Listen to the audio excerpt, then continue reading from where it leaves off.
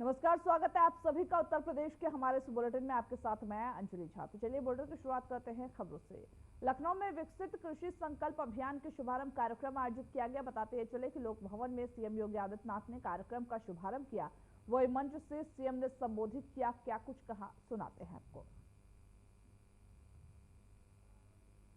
भारत के पूर्व प्रधानमंत्री और किसानों के मसीहा कहे जाने वाले चौधरी चरण सिंह जी की पावन पुण्यतिथि भी है। इस अवसर पर चौधरी साहब के स्मृतियों को नमन करते हुए मैं प्रदेशवासियों की ओर से उन्हें विनम्र श्रद्धांजलि भी अर्पित करता हूं। बहनों और भाइयों, पहली बार हो रहा है कि देश के कृषि वैज्ञानिक जो अब तक लैब में बैठते थे, आईसीआर के बड़े बड़े संस्थानों में रहते थे, वे जमीन पर जाकर के लैंड को देख करके अन्नदाता किसानों के साथ कृषि की क्या चुनौतियां हैं, इन चुनौतियों का मुकाबला करने के लिए एक रणनीति के साथ कार्य करेंगे। आईसीआर, कृषि विश्वविद्यालय, कृषि विज्ञान केंद्र और अन्य संस्थानों में कार्यरत वैज्ञानिक पहली बार ये जमीनी धरातल पर उतर करके एक बड़े पैमाने पर पूरे देश के अंदर इस अभियान के साथ जुड़ने जा रहे हैं। आज से लेकर 12 जून तक यह अभियान चलने वाला है और इस अभियान के क्रम में विकसित भारत की परिकल्पना को साकार करने के लिए प्रधानमंत्री मोदी जी ने जो विजन दिया है, उसकी आधारशिला हमारी कृषि बनेगी और कृषि के माध्यम से हम इस लक्ष्य को प्राप्त करने की दिशा में क्या कदम उठा सकते हैं, इस पर ये सभी लोग मिलकर के, चाहे वह कृषि वैज्ञानिक होंगे,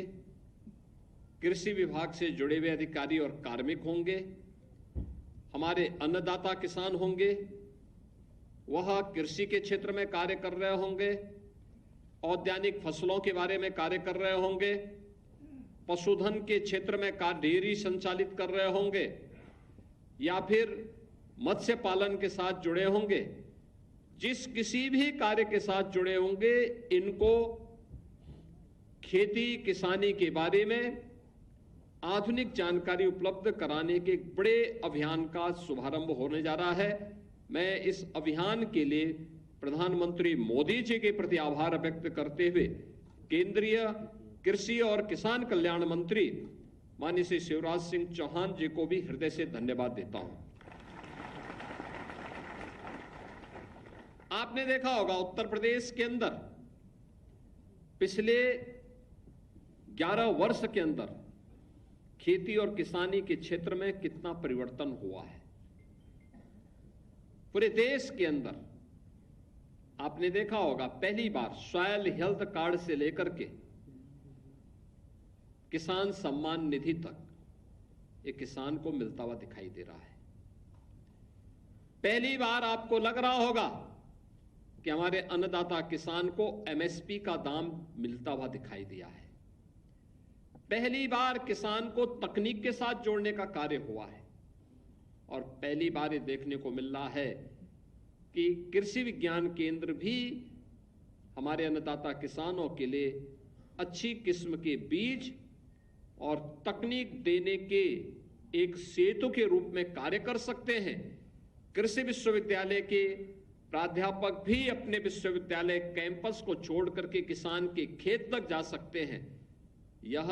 विकसित भारत कृषि अभियान, विकसित कृषि अभियान उसी कड़ी का एक हिस्सा है,